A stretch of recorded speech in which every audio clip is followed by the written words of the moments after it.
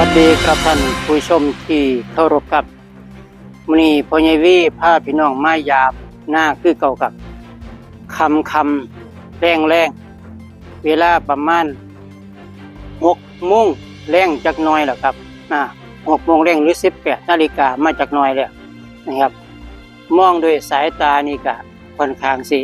ค่ำแล้วค่อนข้างสิมืดแล้วคือตะเว้นตกดินแล้วครับตอนนี้ตะเว้นตกดินแล้วไปเมื่อกี้นี่นะครับแต่ว่ากล้องอาจสิสว่างจักหน่อยเพราะว่าระบบกรองแสงเขาปรับแสงเขาก็ถือว่าโอเคมีคุณภาพจักหน่อยอยู่ก็เลยสว่างอยู่จักหน่อยครับมื้อนี้ก็มาเตรียมที่สิล้อมลวดน้ำครับมาขุดหลุมนิดๆหน่อยๆเพราะว่ามาค่ำจักหน่อยครับเพราะว่ามาซ่าอยู่ตรงนี้ครับพี่น้องครับเดี๋ยวให้พี่น้องเบิ่งอันนี้คือหลายคนเห็นประตูเงินแสนเงินล้านผมเห็นประตูเงิน10ครับประตูเงิน10เฮ็ดแนวกันงัวกันควายจังซี่ครับพี่น้องครับบ่ได้กันขโมยบ่ได้กันหยังก็เลยมื้อนี้ลงทุนมา20 บาทครับพี่น้องลงทุนซื้อยางในจักรยานเส้นละ5 บาทมา2 เส้นเบิด20 บาทเบิด20 บาทมาเฮ็ดเป็ดตองตีไว้กับเสานี่นะครับตีไว้กับเสาทั้ง2ข้างครับข้างพุ่นนำตีใส่2 สั้นสั้นแรกอันนี้ไม้เก่าคั่นเก่าครับคั่นไม้ไผ่เก่าแล้วมื้ออื่นก็สินำต้นไผ่ที่ตัดไม้มาใส่ให้เป็น2 สั้น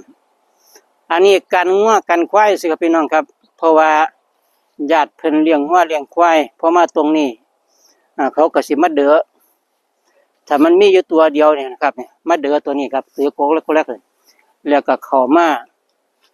กินฟางกินเฟี้ยงอยู่ในนี่ครับแล้วก็ต้นไม้หญ้าเพราะว่าต้นกล้วยต้นหลายอย่างหลายแนวที่กัดกินไปเบิดมีกระทั่งต้นบักพร้าวครับใบพร้าวที่กัดไปก็เลยเป็นการป้องกันสักหน่อยนะครับป้องกันสัตว์เลี้ยงที่สิเข้ามาตรงนี้ครับก็ให้มันดูดีจังหน่อยเป็นสัตว์เป็นส่วนนะพี่น้องเนาะก็บ่ได้ว่ากันดอกเดี๋ยวผมสิพาเบิ่งงานอีกงานที่2ที่ผมเฮ็ดไว้ค้างไว้มื้อนี้บ่แล้วหรอกหลังจากเฮ็ดตรงนี้แล้วผมก็เลยไปขุดหลุมเตรียมที่สิล้อมลวดน้ำเพิ่มเติมจากเสาที่มันหักครับเดี๋ยวไปเบิ่งตรงนั้นครับนี่ครับลวดน้ำครับพี่น้องอันนี้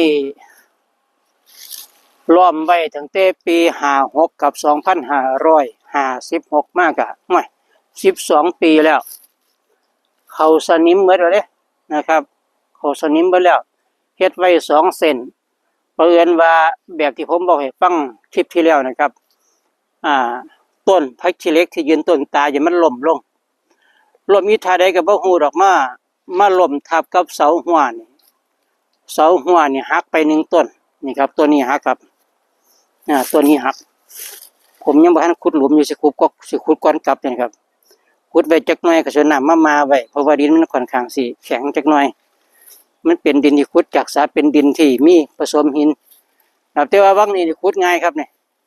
ขุดง่ายขุดใกล้สิเกือบพอดีแล้วแต่ว่าก็บ่ได้ฝังบ่ได้เอาท่อบ่ได้เอาไอ้เสาปูนมามื้อนี้ผมก็เลยมาน้ำไว้ซะก่อนครับเพื่อให้มันลึกได้เหมาะสมถ้ามันลึกเกินไปก็ถมดินลงไป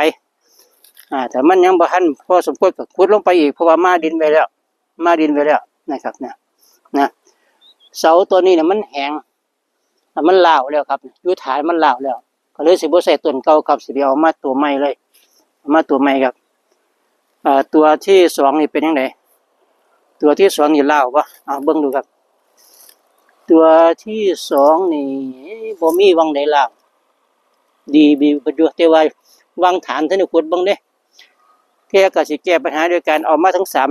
3เอาเสามาจาก3 ต้นครับแต่ตัวนี้บ่เป็นหยังก็เอามาเสริมกันใส่ไปเลยเพื่อความแข็งแรงแต่ว่าตัวนี้นี่บ่ได้แล้วหักเป็นท่อนแล้วหักเป็นท่อนเด็กก็สิยกมาฝังไว้ข้างๆกันเพื่อดึงลวดน้ำใส่เก่าเพื่อความแข็งแรงนะครับครับ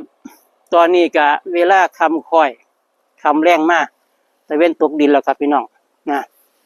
เอาสาดเบิ่งอีกทีนึงครับสระน้ำผมสระน้ำนี่ปลาบ่ค่อยได้เอา ปีกายเนี่ยบ่ได้เอาปลามาลงครับมีแต่ปลาธรรมชาติมีนิดๆหน่อยๆนะครับแต่มีผู้หวังดีแต่ประสงค์ร้ายเพิ่นก็สิมาเอาไปกินด้วยหั่นล่ะนะครับนะมันก็เลยปล่อยไว้ตามกระเยี่ยมครับพอให้มีสีสันพอให้มัน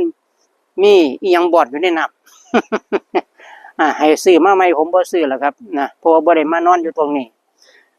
มาแต่กลางวันนะครับมันบ่มีใครดูแลกระดอกนะครับนะ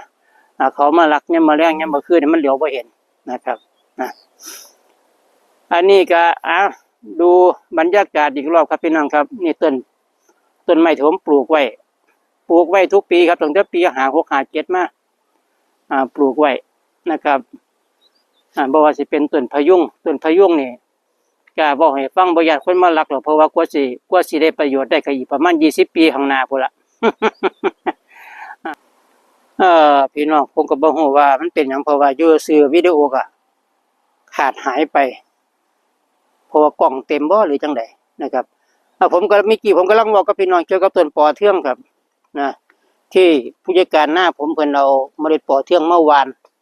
เพื่อให้มันเกิดเป็นปุ๋ยพืชสดต่อไปนะครับตัวนี้กำลังเกิดได้ครับเนี่ยกำลังเกิดถ้ามีฝนพายุฤดูร้อนขึ้นมาเข้ามาจักหน่อยนี่ผมว่ามันจะตึ๊บเลยเด้ต้นปอเทืองอยู่เขตนะครับหว่านทุกแปลงครับหว่านทุกแปลงนะครับนะ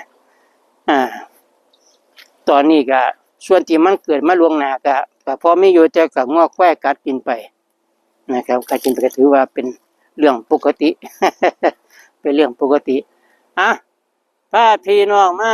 ยามทงหน้าบ้านสวนไรหน้าชาแนวของพ่อใหญ่วีนะครับมื้อนี้ก็วันอังคารที่25ตอนต้นก็บ่ได้เว้านะว่าวันที่หยังเนาะวันอังคารที่25ครับก็มาพบปะกับพี่น้องช่วงนี้สิมาหน้าบ่อยครับเพราะว่านี่ล่ะสิมาเฮ็ดเลี้ยงหัว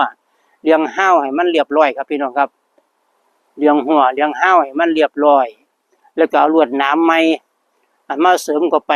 ตัวเก่าบ่ลื้อทิ่มนะครับไว้คงคือเก่าแต่ว่าสิเสริมตัวใหม่เข้าไปให้แข็งแรงกว่าเก่าให้มันหนาแน่นกว่าเก่านะครับเดี๋ยวก็สิเอาความเคลื่อนไหวมาฝากมาตอนพี่น้องจังได๋ก็